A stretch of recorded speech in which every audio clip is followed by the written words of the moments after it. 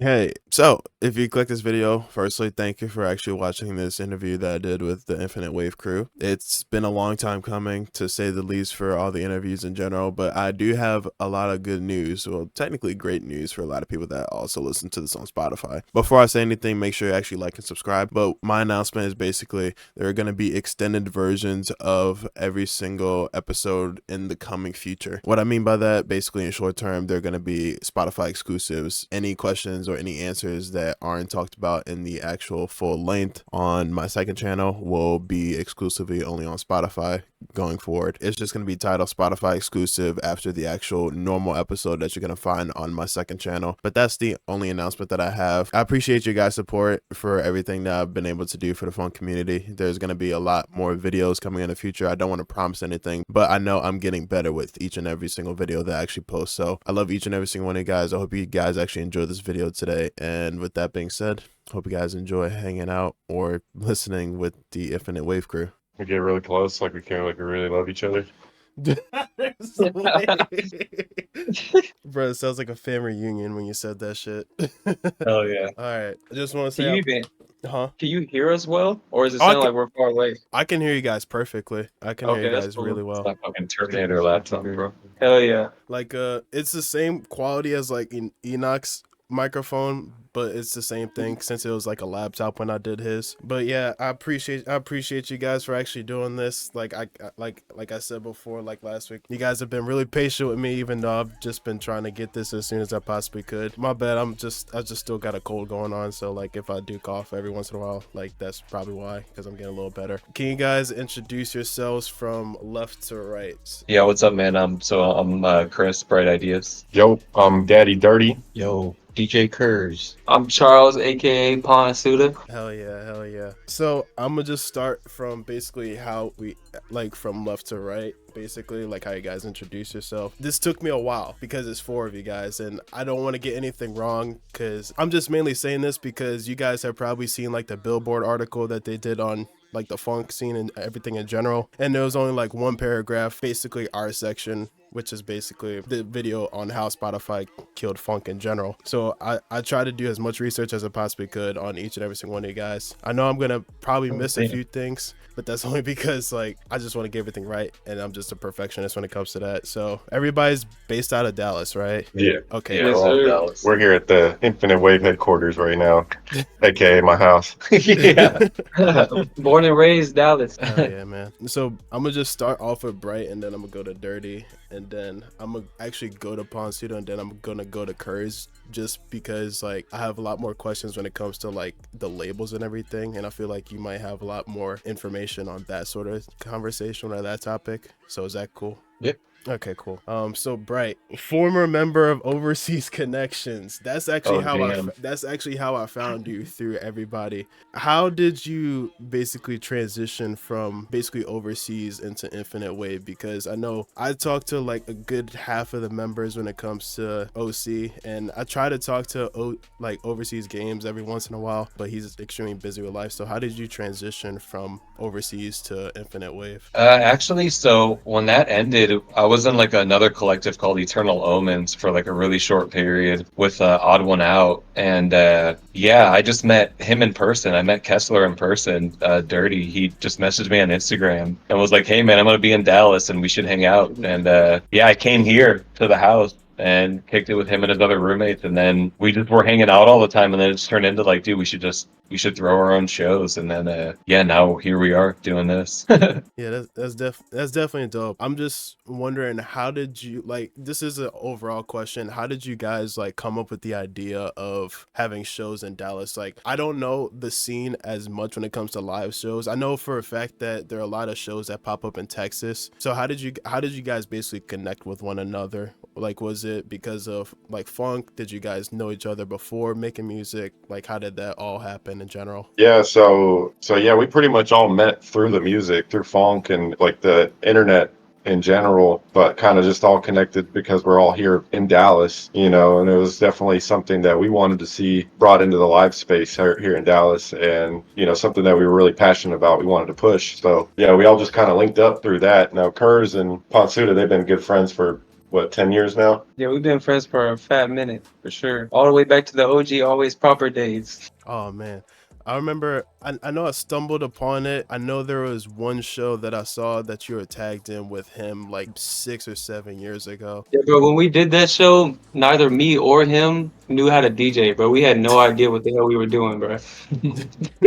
Yeah, man, that's before even I knew of the scene in general. Like, I think it was either 2017, maybe. I can't remember the exact year. I know I might be wrong if I say 2019, but I know it was like middle of the 2010s if I'm correct. But I know it's definitely come a long way since that first show that you guys actually Yeah, I mean, put on. we weren't even DJing necessarily like we were, but like they were using SPs back then. And I mean, some people do in the lo-fi scene, but like they were playing the show on SPs, so it was like way different than like DJing on a deck, you know what I'm saying? Yeah. How long have each and every single one of you been producing? So about, I mean, really producing music, I don't know, maybe I've been making music for about 20 years.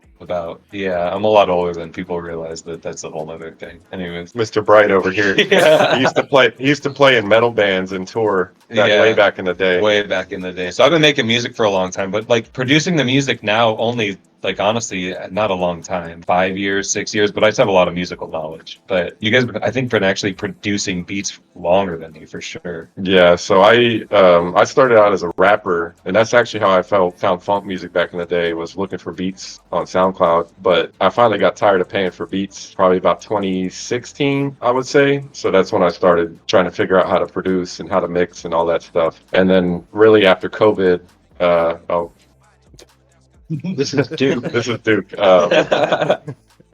So yeah, really after COVID or during COVID was when I decided to start being a funk producer and a DJ, because I was hanging around a lot of EDM DJs at the time, and I was like, man, I don't need to really rap. I could just DJ and produce, and that sounds way chiller than having to be a rapper and a whole personality. Yeah, man. Actually, I went through like your Instagram just looking over this, and I saw like there was a poster that went by Big Daddy Kessler from like I think it was either an old interview or an old show in like the mid like 2017 or 2018. It might have been interview. My question is like, how have you been able to elevate your sets over that stretch of time? Because I know like long ago it must be a lot different from when you started rapping to just producing at this point in time. Yeah. So I mean, I still bring that like rapper energy with me on stage. You know, I'm just pressing buttons, so it's not like it's not as crazy as it used to be. But plus, that was like that era too, where it was like, who can be the loudest rapper and jump around and be crazy, you know? So I was really good at doing that. But yeah, I'm a pretty chill guy. It's not really like something that I enjoy doing. So you know, now I can just kind of sit back and let the music speak for itself. I don't know if you comb through my discography, but my stuff is pretty like on the chiller side. So I like to kind of stay in that realm and not try to get too crazy with it. But yeah, I actually went through your discography. I think out of everybody right now, publicly, you probably have in terms of like the oldest discography, it's like I looked it up, it says 7 years publicly. You categorize most of them as hip hop tracks. Most of them were pretty chill. I could definitely tell the vibe was pretty, I wouldn't say lo-fi, but it was sort of like a low tempo in general when I was just going through everything. So I was gonna say, going back to like a previous statement that you made, what was basically your transition from basically rap into funk? It might just be a repeat answer. So like during COVID, I was sitting at the house, I was making a lot of beats. I was kind of falling out of love with rapping too. Like I was just kind of like I was more interested in the production side of things. And then there was these like underground, like basically raves or burns, whatever you want to call it. It's like a bunch of fire spinners. We'd meet up like by the river, bring a bunch of speakers, and there was a bunch of DJs coming and playing music out there. And I was living with the EDM DJ at the time from Baltimore named Swampmane. And I was like, man, I really want to DJ funk music out at these underground parties. And so the next time I showed up, so I went to the first one, the next time I showed up, played an all funk set, just a bunch of my favorite tracks from SoundCloud from over the years. And everybody was blown away, and I was like, all right, I gotta keep doing this. Something special's happened here, Yeah, man. Going back to that, you said you met someone from Baltimore. This shit is off topic, by the way, but like so I actually have there's some rap songs I did. He used to be a rapper too, but now he makes rhythm music. But it's a producer named Swampmane. He's based out of the Baltimore DMV area. Yeah, he's actually played some shows recently with St. Pond and Bad Kids Good People, been on the same bills and stuff like that. So trying to make that link up. Hopefully I'll be out there soon. But that's my boy though, Swamp Man.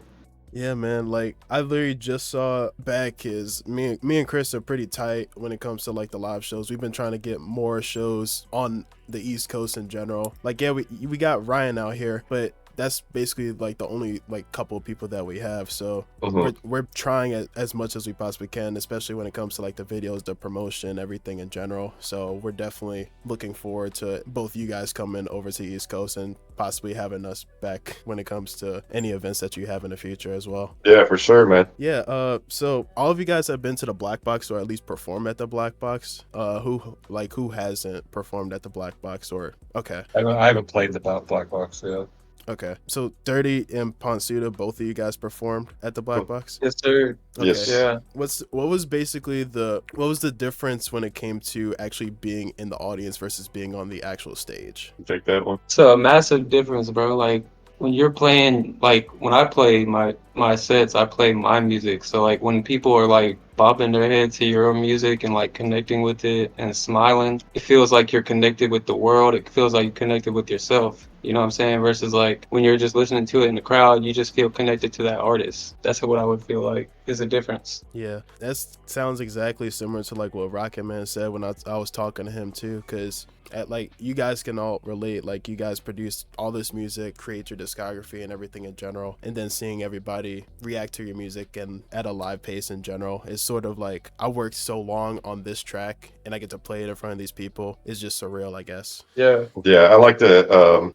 For me too, I like to use it as an excuse to rinse unreleased tracks too, just to kind of see like, do I want to put this track out or not? You know what I mean? If people are like, whoa, like this is crazy. I'm like, yeah, okay, I got to release this, or like, you know, maybe I'll put this on the back burner for a while and see how I feel later about it. So. Hell yeah. Yeah, man. Like you guys have definitely like so when it comes to shows in like the last year or two, I can definitely tell you guys have gotten on the radar because not anything that I wrote down, but I've seen you guys like have multiple different artists because you guys put on multiple shows. It's just surreal and I appreciate everything that you guys do. Hell yeah. Thank you. So I'm gonna go down a little bit to when it comes to Dead Gorgeous Records and in the Infinite crew as well, especially when it comes to Curz in general. Not gonna lie, it took me like a solid minute or two to actually find something on Curz, not gonna lie, because most of the stuff is pretty recent. That's basically all I have to say. The only thing I can tell that's a difference between you and a lot of people that are in the funk community in general, or the people that I've talked to previously, is that you utilize TikTok really well when it comes to like advertising and promotion and everything in general. So what's something that you can give to people when it comes to promoting on different platforms? Because everybody's on Instagram, everybody's on YouTube, but there are not a lot of people that are utilizing TikTok. And like all of you guys know, that's the main reason why there are a lot of people that know about the community in general, or they know about the name Phonk in general through TikTok. So are there any tips when it comes to promoting on other platforms? Well, TikTok is really the only platform that I would say I've had any success on, and it's all really more or less a hack,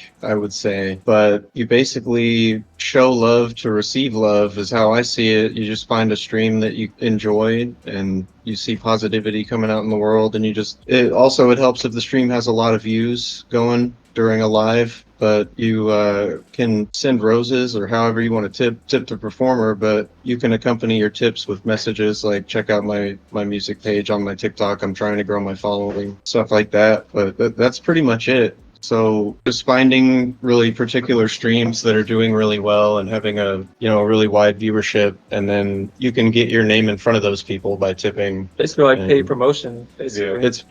And I've done some math on it, and it ends up, I've done stretches where it came out to like 20 cents a follower and gained, a couple hundred followers in just one session of sitting there and tipping. And so I've tried to make that process as least corny as possible and only sort of like reward people with the tips that I think more or less deserve it, more so than sort of just the corny scammy streams that you can find on TikTok that aren't really putting much good out there. I've seen a lot of positive stuff on TikTok all over the world too. It's really cool to see how people kind of make the best out of their situation, and I like to reward that, and I've gotten a lot of love back because of it. Hope to get back to growing the TikTok more. kind of been sleep on it, but also the videos I do post, I do try to post quality over quantity, and I know that that's not necessarily the winning strategy as far as TikTok goes. I know you want to be more consistent and prolific with your posting to gain, a steady following.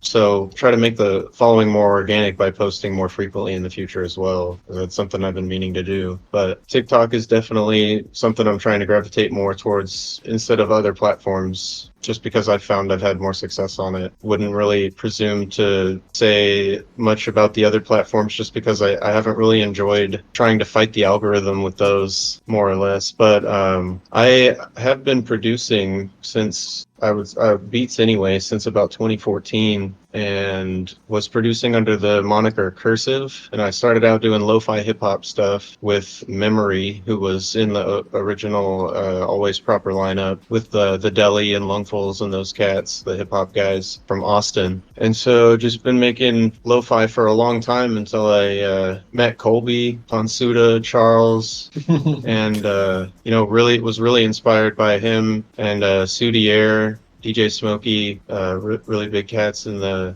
Phonk game. But that's kind of what inspired me to start making music under the DJ Curz moniker, was just that it deserved its own kind of thing, because my hip hop stuff was kind of there wasn't much of a push behind it as far as wanting to take it and play it during live shows or sell physicals, really put it out there like well-produced music deserves to be put out there. Because the lo-fi stuff, while I have a lot of fun making it, it's just kind of, I have too much fun making it, really, is what it is. So I don't put it out in a way that I expect to promote it. I don't know. It kind of takes a little bit of the fun out of having made it in kind of a airy-fairy artistic way, I guess. I just want to say thank you for all the information. I'm not gonna lie, because like before I asked Durdee like in DMs, it was like I tried searching as much as I possibly could. I probably didn't do that much decent research when it came to like you in general. Well, Now, no, you're right. Though all you had to go on was DJ Curz, and that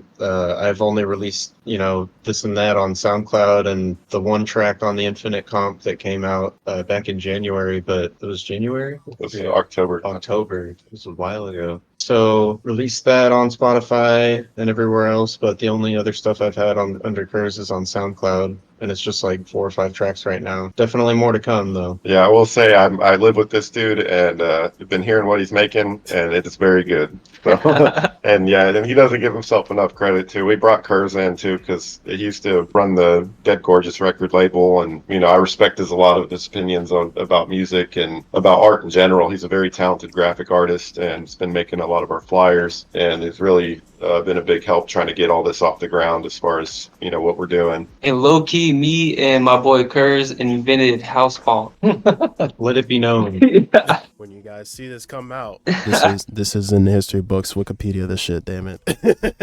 For sure. Hell yeah, man. So I looked at your roster, your website. It's all 4 of you guys, including Trippymane. Is he based in Texas? Yeah, he's out in San Antonio. I think he might be trying to move to Dallas at some point, but This summer, hopefully. it's kind of up in the air. But we are, working closely with Trippymane, trying to help out his career as well, because he's been doing this forever too. He's from the OG funk scene, like he's been producing forever. So, and he's also part of a really popular rapper out here in Texas. So, but yeah, we are trying to help out. Sorry about the dog. Nah, you're good, man. Yeah, but we are trying to help push him as well. And he's a very talented DJ, very talented producer too. Kind of brings some unique sounds. He kind of like delves into the more vaporwave side of funk. Definitely's got that Texas flair too that we like and all of that. So Yeah, man. So next question, going back to the beginning of the actual Instagram account, probably even when you guys actually established Infinite.wav. I looked through all the flyers and all the events that you had that are still public on Instagram, whether they're taken down or not. Yeah, I saw Trippy on plenty of the posters and the flyers. I saw Juplux. Am I pronouncing that correctly? yeah. Okay. What have you guys learned from the events from the very first night of the trail? Because initially that's, I guess, how you guys presented the actual live events when it came to Infinite.wav, to basically 2 years now when it comes to planning, booking, talent, and also timing in general, etc. Because I know it's a big time crunch behind the scenes, because I know for Funk Around, it takes 2 to 3 months in advance when it comes to booking talent when I talk to Corey in person. So how have you guys been able to get talent out, have multiple shows, and also have it in a steady time flow or time frame when it comes to making these events happen? I don't know. I mean, I will say a lot of stress goes into it. Yeah, we just make it happen, man. We just Yeah. reach out to people and ask people to play. We just do it. And like, I mean, it helps right now that the venue we have has been free for us. So we've just been throwing shows somewhere that we don't really have to worry about much with the course, actual like venue and like where we're gonna do it at. And so yeah, we literally just like every month we just sit down here and be like, all right, man, what are we gonna ask? Yeah. Like,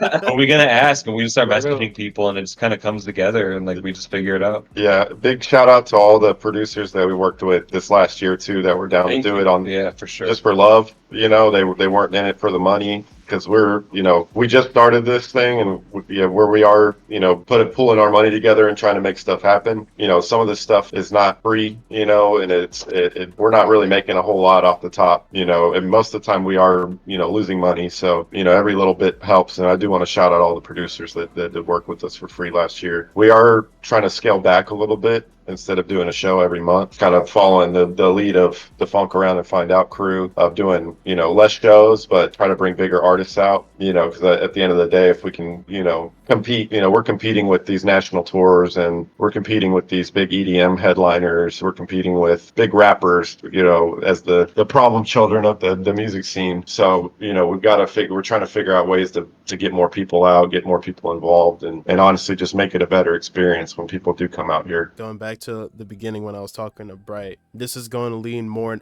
in towards like your recent, like not your recent drops. So when it comes to your EPs and your solos, collabing with Holy and Unsent 2 years ago, how did the dynamic come about when it came to transitioning from funk to D&B breakcore and UK garage? Like, how did that dynamic work? Because that was something I was interested in, because Holy, I'm pretty sure he's based in Texas, but he transitioned from funk to UK garage and D&B. So how did that dynamic work, especially during that time? Oh no, so at that time he was making more like wavy stuff. Like he was making more like experimental and like wavy stuff. He wasn't making like D&B. So honestly, that whole EP that we made came about from like, I think like one of the overseas connections, like beat battles or something. Like we just started talking, and then literally me and him just put it together in like a weekend. We were just on Discord and like sending each other stuff back and forth, and it just kind of came together. Yeah, so I was gonna ask, do you keep up or do you keep in contact with anybody? Because I think the only person that I keep in contact with is Odd, just because we've seen each other in person at this point almost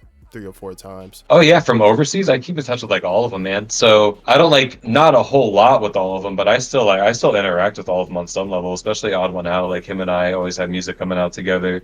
Young Fiji, the same. Like him and I talk all the time. We have some shit coming out pretty soon. Yeah, I still interact with all of them on some level. And Robot Fingers, he's in Houston. He played a show with us, and I also played a show down at like the Beat Circuit thing last year. I think he actually played our first. Yeah, night he did of play Thrill. our first The show. first show we threw ever. Yeah. That's dope, man. Because I know rolling up a Philly with you and Robot Fingers Oh yeah. is by far my favorite track that you guys have ever made. That's one of for my sure. favorites too. I'm not gonna lie. Thanks, man. Yeah, that's what I was like making. That was more like funk stuff. I don't really make music like that anymore. Yeah, that's actually how, because I know it was on, I think it was the original Overseas Connection tape, and then he dropped I think it it's as on a the second solo. one. I think it's on the second one. Okay. It's on the second. Yeah. But we did drop it as a single too. Yeah. Yeah, Like way later. because I remember before OG took everything down, you guys dropped it. It wasn't available on Bandcamp. It was only available on Spotify and SoundCloud. And I was like, please, for the love of God, can like this be like one track to be public? And then I saw Robot's story, and I was like, finally, the shit's on my Hell repeat yeah. and my top songs of 2023 on Spotify.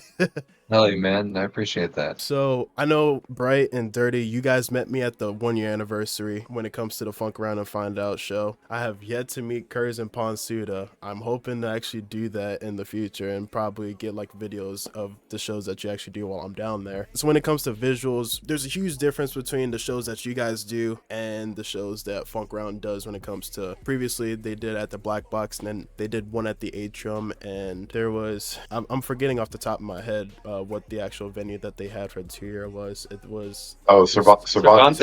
Cervantes. I knew it started with a C. There's a huge difference between when it comes to visuals and the stage presence. So how do you guys actually come up with the actual visuals? Because I've seen all of you on the New Year's show when it comes to like the TVs and the glitching, when it comes to that type of style. Is that something that you wanted to differentiate from other performances or other shows? I mean, I will say a lot of this kind of spawned, I mean, not the visuals themselves, but the whole aesthetic with the TVs and the, you know, I don't know if you saw any video or pictures from the Ryan Celsius show we did out here. A lot of it is just due to budget constraints and us just trying to innovate and think of ways that we can make it really special with, you know, with what we got basically. And we have a bunch of TVs and computer screens and monitors, and Chris is always freaking out when he finds a new TV on Facebook Marketplace. He's kind of a fiend for the free TVs on there. So, you know, as far as the whole aesthetic with the screens and everything, that's just something that we do want to incorporate into our shows, but it's kind of birthed out of us not having the funds to buy, you know, a big 40-foot LED wall or some, you know,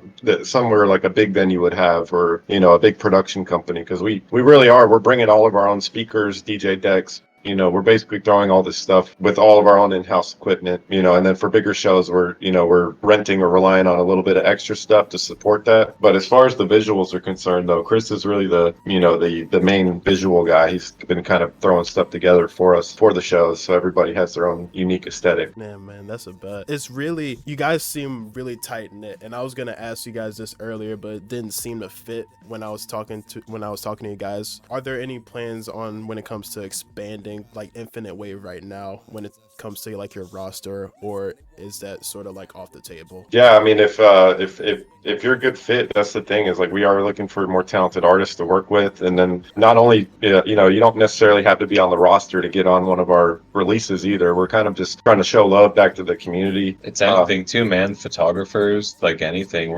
We want to work with people. Like we're just trying to do shit with people that are trying to do shit, basically. Yeah.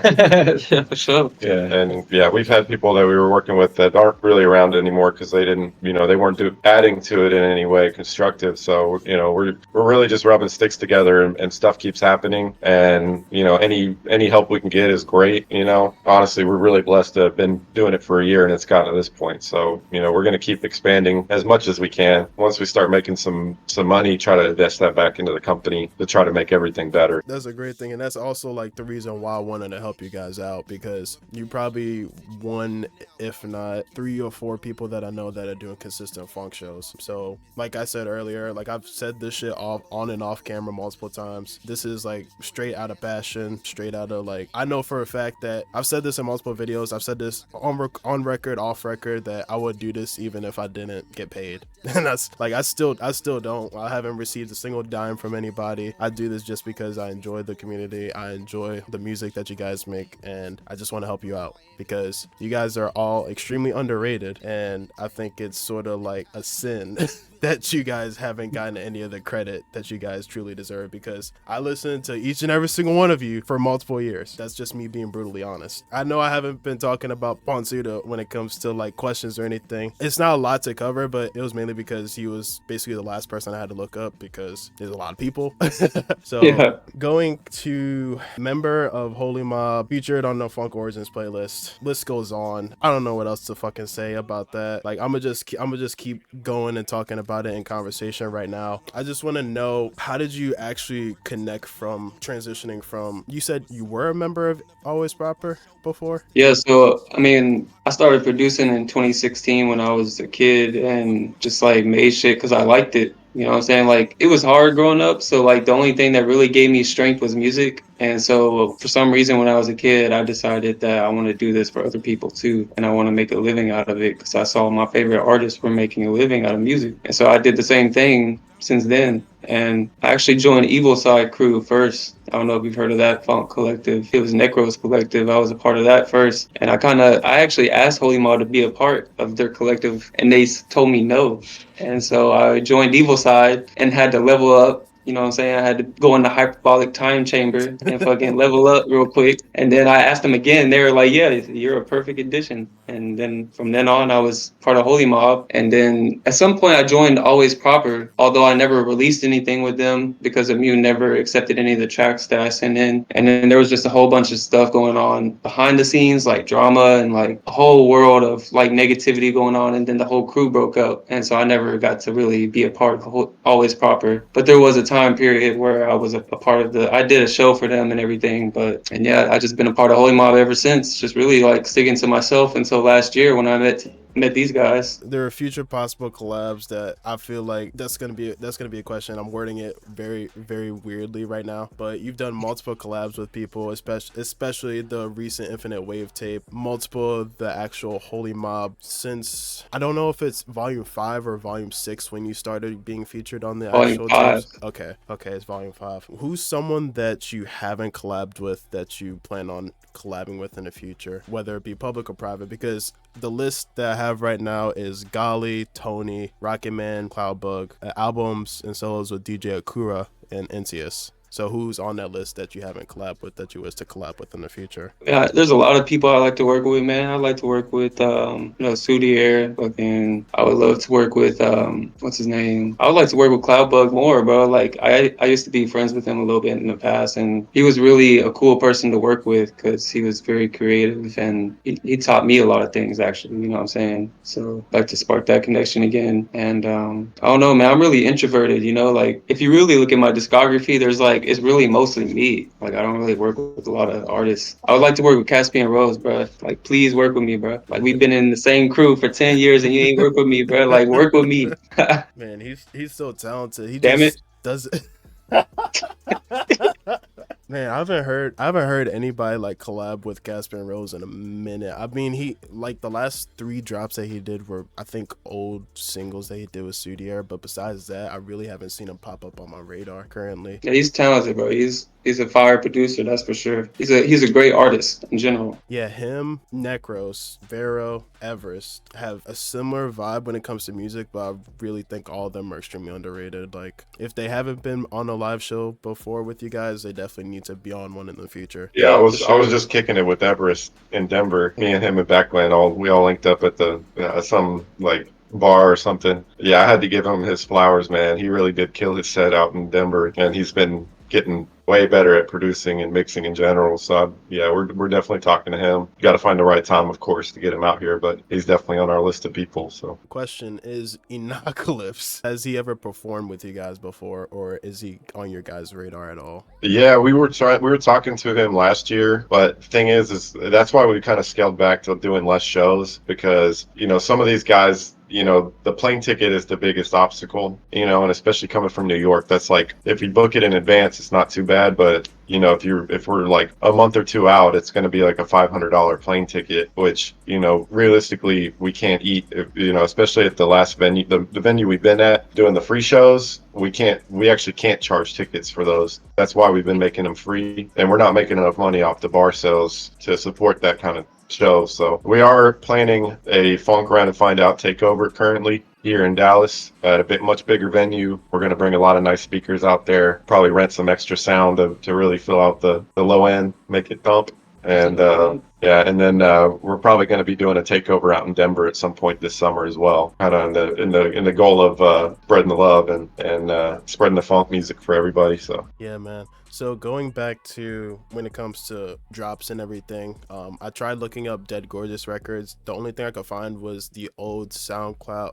Not the old SoundCloud, but the SoundCloud. I know, Ponsuda, you had a popular track on there. I was actually listening to it while I was doing the write-up. And I know Volume 1 and 3 on Spotify, Infinite.wav, the last tape that you guys, or the only tape that you guys actually put besides the EP that Bright did and the collab that you guys did with Odd, off the top of my head. Are there any future plans for when it comes to the next tape that you guys decide to do in the future? We do have a plan. We're gonna have a tape that is like only collabs with artists that have came here and done shows and like worked on music in our studio. It's gonna be just like collabs with them, and it's just gonna be like a mixtape of all the all the people that have been here basically that in this room, because Exactly. Yeah. we'll turn the camera around at the end to show you the studio, but yeah, we're currently in the studio right now, the Infinite.wav headquarters studio. So now we had like Inteus, we had Vaughn, we had Trippymane, you know what I'm saying? We had like a lot of these artists come here and work on music, and we're gonna have a tape with featuring all these artists. I was gonna say, you know, it's a good idea. Do you guys like remember those old cameras that you just take I can't remember off the top of my head.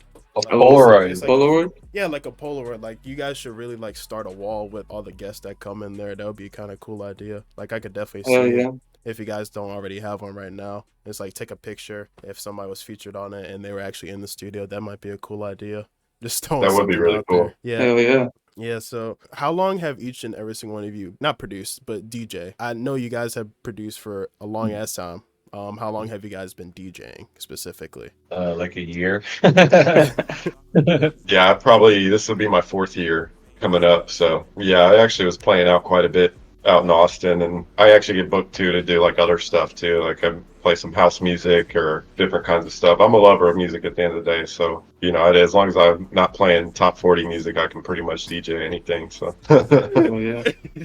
Me, I guess, you know, I've got like everybody's Bluetooth on my phone that I can connect all their speakers, and it's been that way. I've, you know, been selecting, I would say, for decades, but yeah, at least 20 years, been picking the music wherever I'm at. I want the aux cord, you know, I want to know who's got control of the music, and that's I think something that I know at least Durdee and I have in common is wherever we go, we're sizing places up to show up and throw down with our system. But I've been DJing, you know, I just started getting used to the decks myself, and it's probably only been a solid year, maybe a year and a half since I even really touched a decent pair of CDJs. Are they CDJs or XDJs? it's an XDJ, but it's basically CDJs. So they're, you know, they've been really nice to learn on and have in the house. We got the PA set up in there. You know, it's really fun house to be in with the studio and the PA, and we can throw down whenever we want. So I've learned. I think I've learned. You know, I'm picking up on it. I'm enjoying it. But yeah, just about a year and a half, I would say, DJing. But I've DJed weddings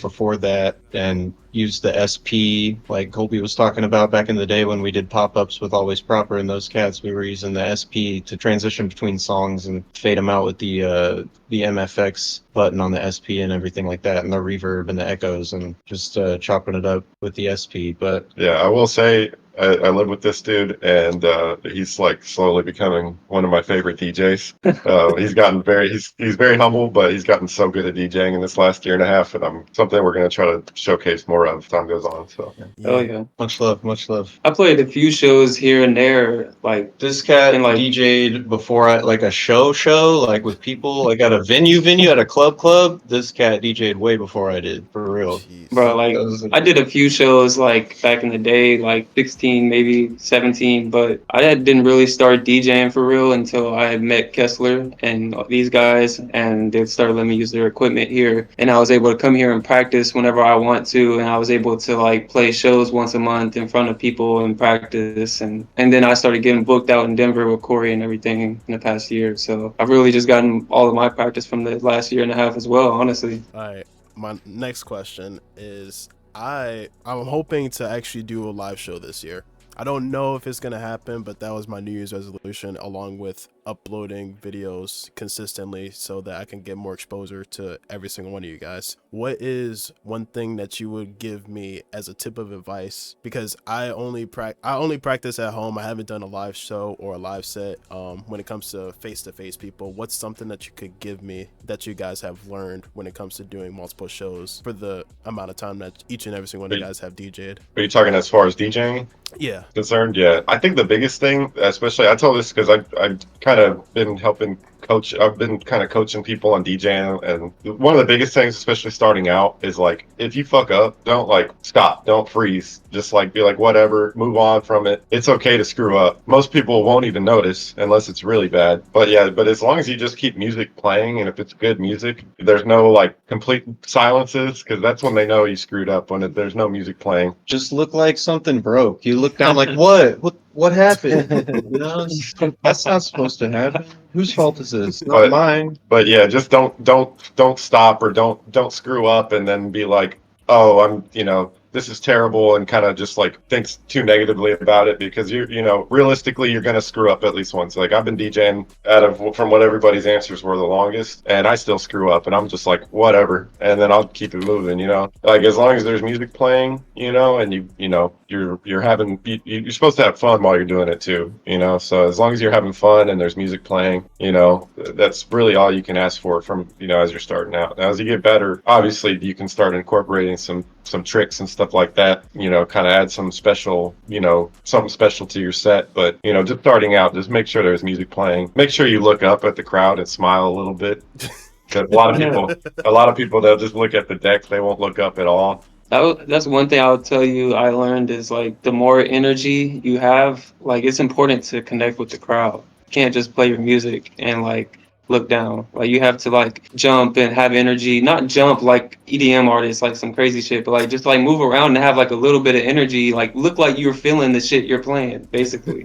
Don't act like you're just like frozen up, He I said, know, "Geez." bro. Because I'm telling you right now, I feel stiff as shit. Like thinking about being on the fucking stage right now, man. You used to it. Yeah, Yeah, the more shows you play, the more you'll get used to it too. So it's okay to be nervous, but I think if you're comfortable with your equipment, that cuts way down on the nervousness. Just That's true. get comfortable, build a set, practice your set, play it on the equipment, and then do less during the performance than you actually know how to do, and you can kind of really mitigate the anxiety. But yeah, even I don't even take my own advice most of the time, and I show up with a hot set that I threw together that day, and still, it's a challenge, but that's a lot of why I think I've learned as fast as I have, because I just kind of put myself in those situations. Yeah. Definitely try to match the vibe, like they said. Look at everybody once in a while, maybe get on the mic and let them know you're there, make that connection. Like, it doesn't have to be the corny stuff. How's everybody doing tonight? You can make it your own, and you could even tell them, hey,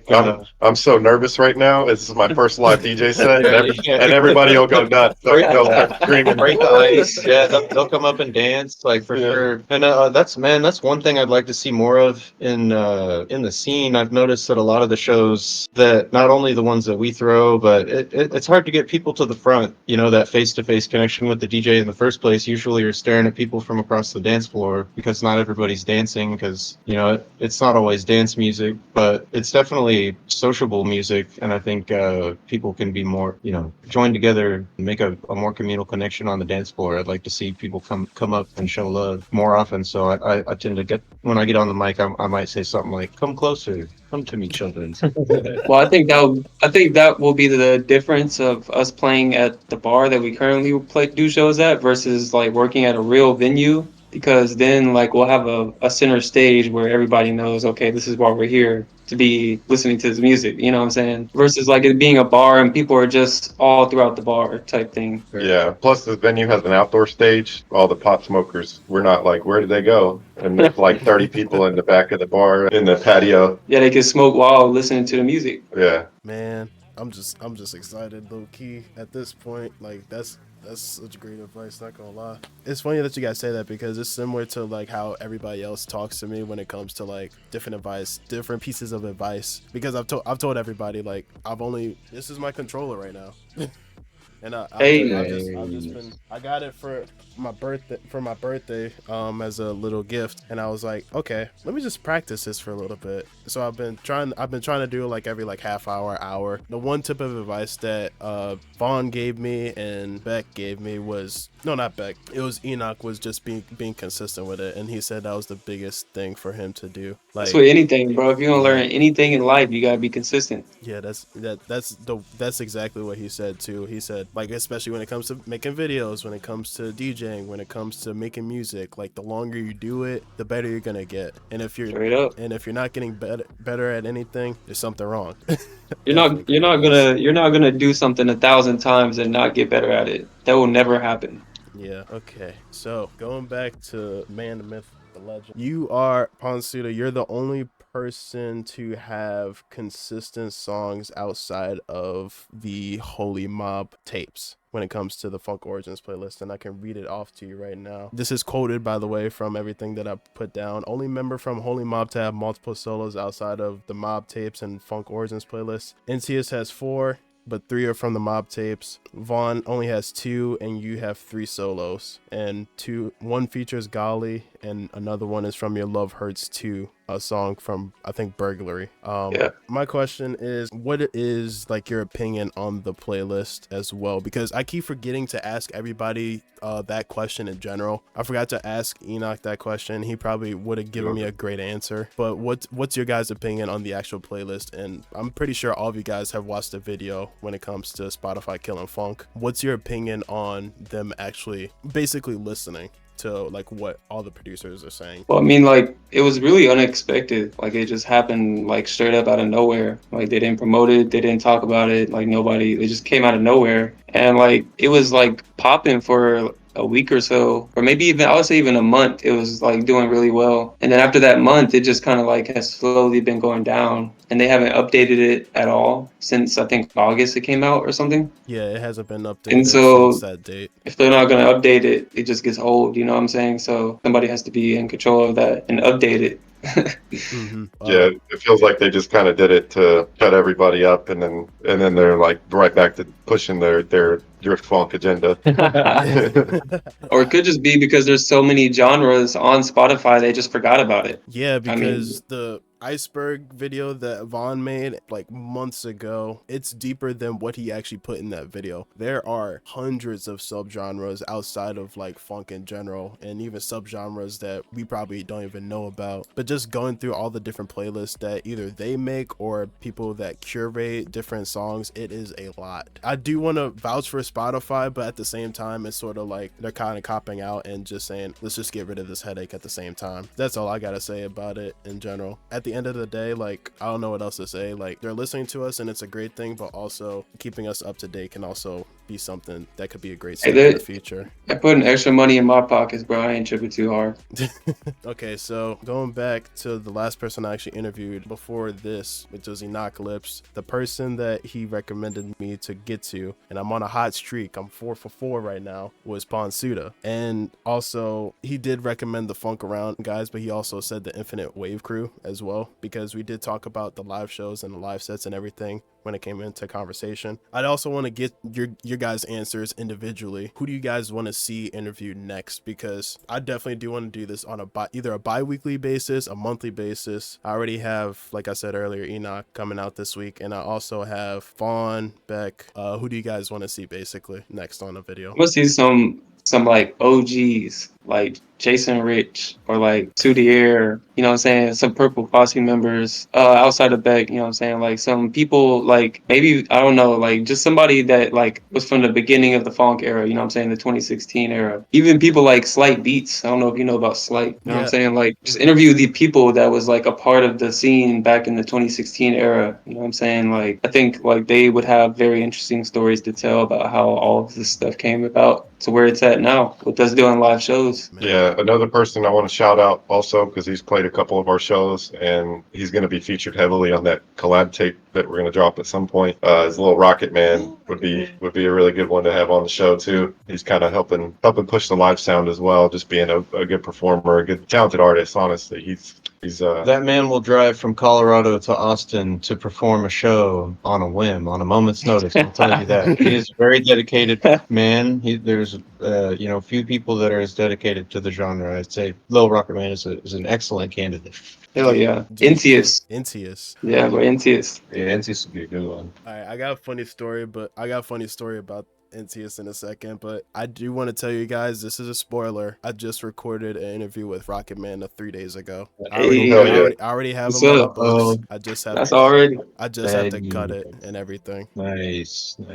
All right. Initially, he wasn't gonna do it because he was really busy, but he said he had the day free, so asked him to hang out or just get on a call for like an hour or two, and we just chopped it up. Asked him a bunch of questions. He recommended the crew, and he also recommended the Europe scene. So when it came to people like Teddy Color, when it came to people like Sorry Main, people from Murder Posse, people that we probably know about from other collectives, but they're not over here because they're doing shows over in Europe. So that was his answer. Yeah, those are. If any of you guys from Europe are watching this too, we would love to work with you guys too. Hell yeah. That's something I've been meaning to do. I'm not very big on chatting with people on the internet. I'm more of a real life person, but I have been meaning to reach out to some of these international producers and see what we can make happen. Because yeah, it's something that I've been meaning to do. I definitely want to collab with some of these cats. So Do an interview with Supax. Got you.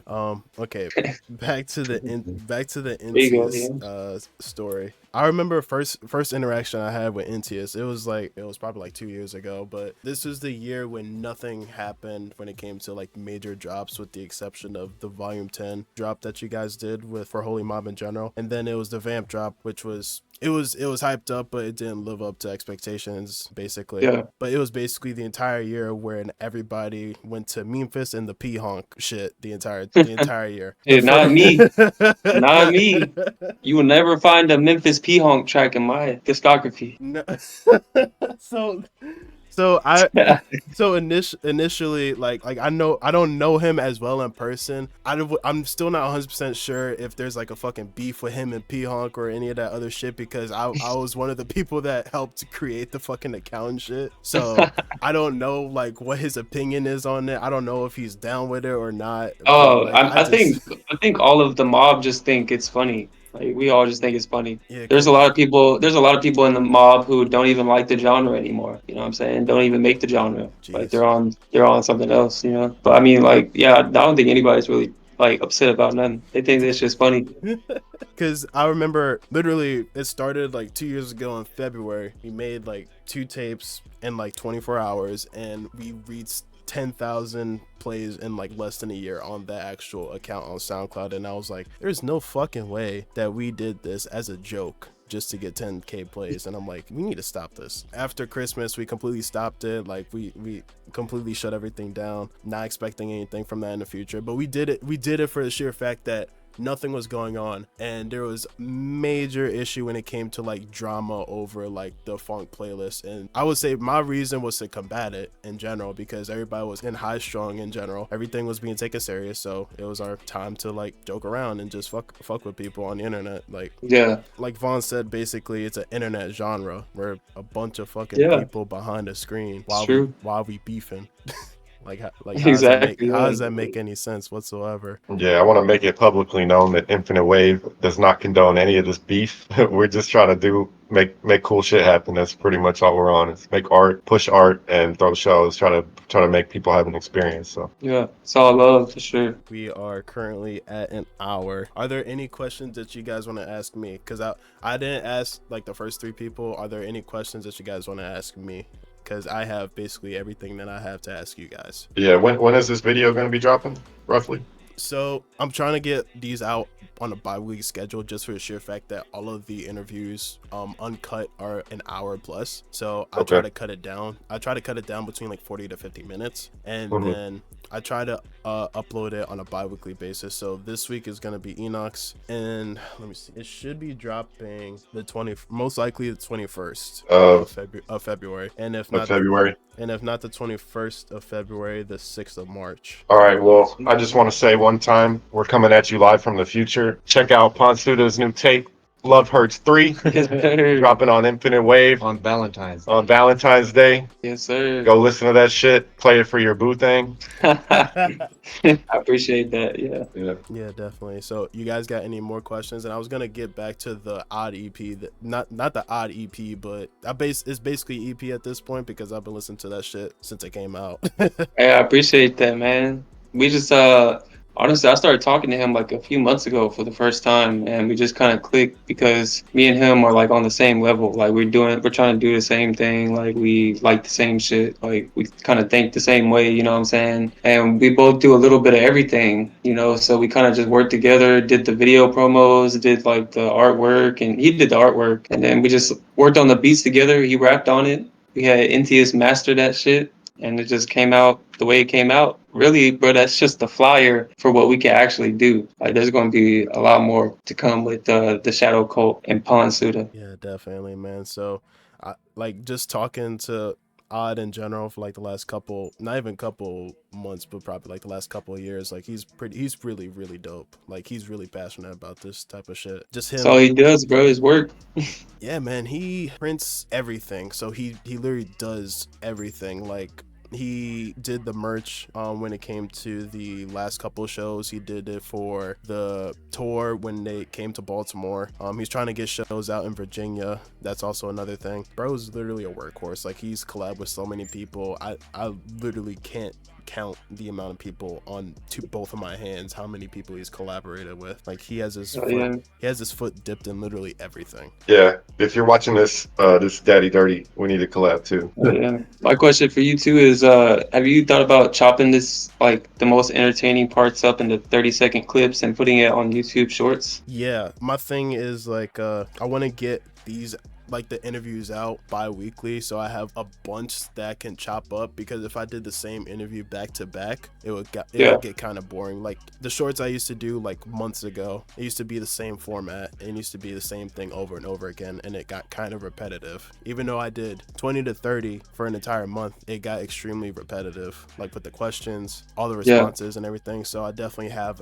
a backlog of multiple guests so that I can have something or have like a different question or a different answer for each and every single video. Word up. Oh, yeah. When it comes to maybe TikTok, I had to delete my first TikTok account because like it was just I didn't like the format in general, so I had to reset. So I'm not sure like if I'll do TikTok, but if I do, I'll definitely like promote it and everything. Word up. For sure. I appreciate the opportunity for the interview too. I just want to tell you that. Yeah, man. Yeah, man. It's definitely a long road coming. Like I've told you guys multiple times, not even multiple times, maybe 2 or 3 times, that this is a new format. Like I know that it may seem like I know it, like I know what I'm doing, but honestly it's the same thing when it comes to DJing, making music, or just anything that I try to do. I'm just learning as I go. So I'm definitely a lot better than when I actually started doing these interviews with people. So it's just a learning curve for me. So I really appreciate you guys. We're in the same boat here, man. Like we didn't know what we were doing a year ago as far as throwing shows, and now we're throwing,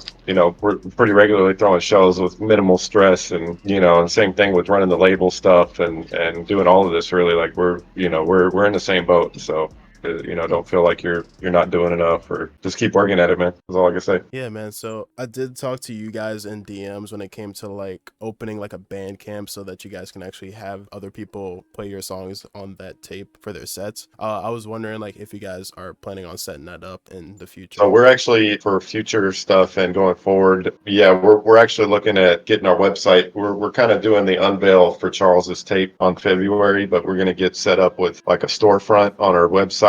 You'll have all of our EPKs, all of our releases. You'll be able to buy them, download them, all the Spotify links, all that. It's all going to be in one place. So we're currently got the website under construction. That's going to be the main way we're going to push the WAV files. Yeah, man. I can't wait for everything that you guys do, because literally planning this, and it's only January. I've been planning this for like the last month or so, and just to see the next 11 months in the year, I'm really excited. Just the amount of guests that I have the list of like plenty of people that I want to interview for the next year or so. I'm gonna try as much as I possibly can to get you guys the support, because the first show that I ever went to was a Vamp show, and then after that was another one. There's a lot more there are a lot of better producers, or not. I'm not gonna like throw shade, because he's a great producer, but I know for a fact there's a lot more talent in the actual scene that gets overshadowed by a lot of bigger artists and a lot of bigger names. So I definitely do want to show love to each and every single one of you guys in any possible way that I can. That's mainly why I drop the videos, I drop the interviews, I try to contact or connect with as many people as I can. Most of the people that I listen to on Spotify have less than 100,000 monthly listeners. Like that's not a choice, that's just something I do. Like underrated artists, like I don't listen to that much mainstream, and even if it is, it's maybe one, if not a few songs every once in a while. I'm always here to support. Much love. Right on. That's one thing, and I definitely do want to see each and every single one of you guys grow, whether it be through music, career-wise, outside of music. So wish nothing but success for each and every single one of you guys. Thank Hell you, yeah. bro. Hell yeah, man. Same for you. If you got any plans to make it down to Dallas, we'd be happy to put you on for your show that you made the resolution to throw, or to have to perform at. So Yeah, and they're also talking about trying to throw something together in Baltimore. So Right on. that would be really awesome if we could come out there and kick it with you guys. Yeah, man, I'm definitely excited.